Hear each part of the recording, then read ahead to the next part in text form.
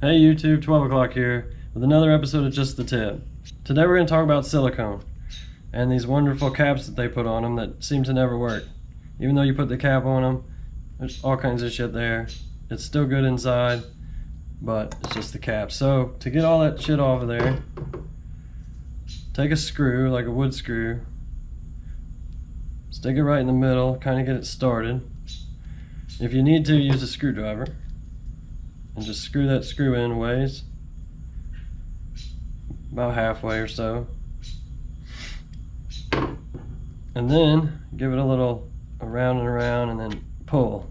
And once you pull, there you go, there comes your good silicone.